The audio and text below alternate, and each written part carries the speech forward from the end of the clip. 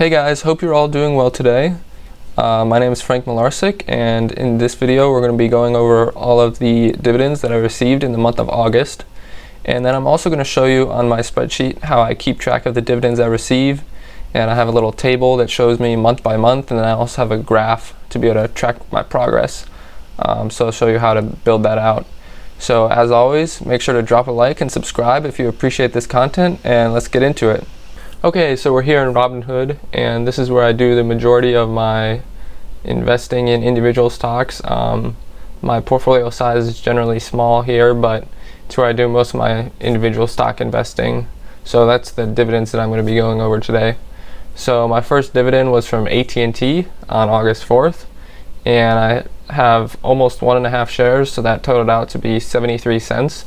So that was one of my bigger payers this month. And then next up we have Air Products and Chemicals, and this is a materials company that I bought back in June probably, and right after I bought them they ran up a bunch, so I only bought a little bit, so I didn't really buy any more, and recently they've dipped back down, so I've been buying a little bit more. So next pay period I should be getting more, but this pay period I only had about 7% of a share, which only totaled up to be 10 cents in dividends. And then next I have People's United Bank, and this is a purchase that I'm not too sure where I want to go with. I only bought one share.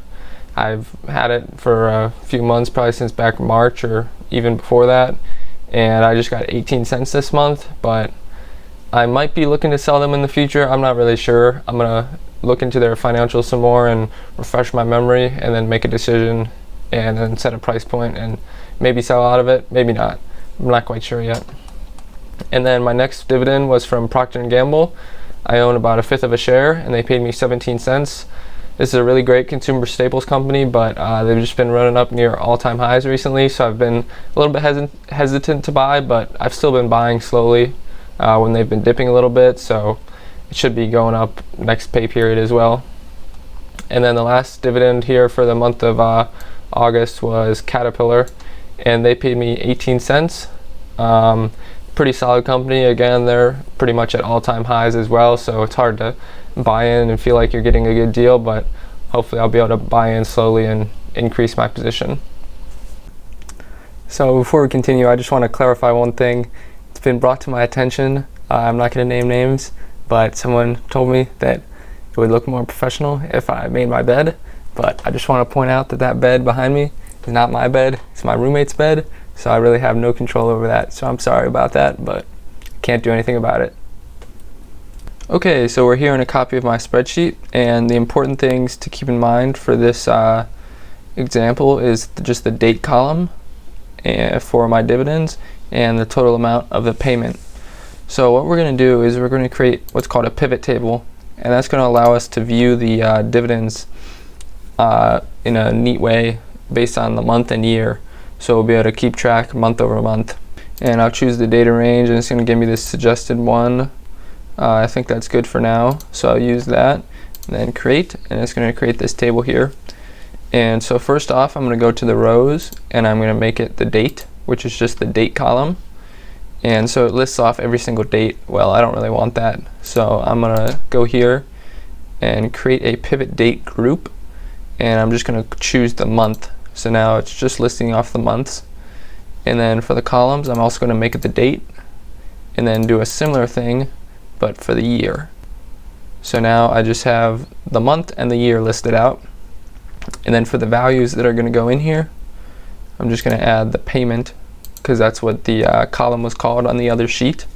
And so now it just has all the values in for each month. And so far I only have received dividends in 2020, so that's the only year it has included. So you can see in August of the dividends we just went over, I received $1.35. So not much, but it's more than some other months so far. So now what we're going to do is I'm going to create a chart to show this data, just to be able to represent it in a visual way, I guess. So I'm going to insert a chart, and that's not the type of chart I want, so I'm going to change it here to a column chart. And so that's pretty much what I want, but I don't want this grand total thing here, so I'm going to change the data range to one less cell, so it just includes the months. because that grand total just kind of skews it, and I don't like how it looks. And then I'm going to go here and do a little customization. So if I go to the series, I'm going to click data labels, and that allows the specific values to be shown. And then, I mean, you don't have to do that, but I just like it that way. And then I'm also going to put a trend line on, just make it a little bit more visible here.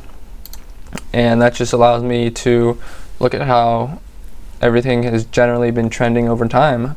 So as you can see, generally my dividends are going up. Obviously June was a really up month, and September is looking to be up as well, so we'll have to see how that looks next month. Hopefully it'll look a lot steeper, but generally it's going up. What I'm also going to do, I'm also going to change the name here. If you go to the title section, I'm just going to say like dividends by month. And yeah, so that's the chart, and I really like this. It just helps me visualize how I'm progressing and helps me keep motivated. The one thing you want to keep in mind though is when you keep adding new data, you just got to make sure your data ranges are matching up with where your data is. So when I add values for September, I'm going to have to go back in here and change the data range so that it includes those September values that are in the pivot table into the chart. And same thing with the pivot table. If I don't have enough, if I didn't include all the data in this table, I'll need to add that in as well once I add new payments from September. So that's just something to keep in mind, just so you don't get confused there if you add more. So I just want to remind you for the quote of the video to drink your water.